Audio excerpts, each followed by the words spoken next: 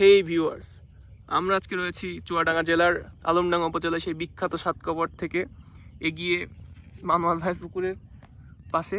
এই গোধূলি লগ্নে পরন্ত বিকেলের কিছু মুহূর্ত আপনাদের সাথে শেয়ার করতে চাচ্ছি। এই যে আমাদের সবার প্রিয় স্বপন ভাই, আপনি কিছু বলেন না? আসলে আপনারা সবাই জানেন দেশের অবস্থা কি, এই মুহূর্তে সে আসলে তার ভাষা হারিয়ে ফেলেছে।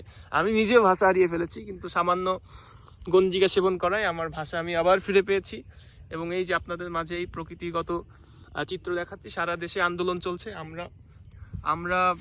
আমরাও আন্দোলনে যোগ দিয়েছিলাম, আন্দোলন থেকে স্বতঃস্ফূর্তভাবে অংশগ্রহণ করেছি। এই যে দেখছেন, আপনারা খুব গুরুত্বপূর্ণ একটি জিনিস, চাঁদ।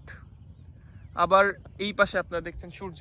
সো এটা আসলে কিন্তু দেখা যায় না, খুব সচরাচর দেখা যায় না, কিন্তু আমাদের এই পরিবেশে আমরা দেখছি এবং মনে হচ্ছে পৃথিবীর সব শান্তি যেন আমাদের এখানে এসে ঢেলে পড়েছে।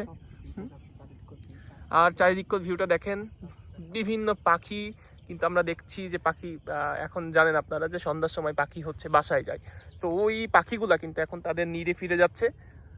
আর এই যে ভিউয়ার্স, আপনাদের যে আকাশটা দেখছেন, এই আকাশটা কিন্তু আসলে সচরাচর এত সুন্দর আকাশ আমরা দেখতে পাই না বাংলাদেশের বুকে।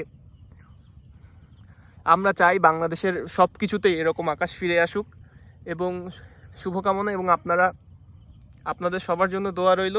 এবং স্বপন ভাই, আপনি কি কিছু বলবেন, ফিনিশিং দিবেন? আসলে তিনি ভাষা হারিয়েছেন, তিনি মর্মাহত। ভাই আপনি কিছু প্লিজ কাম ব্যাক। ওকে।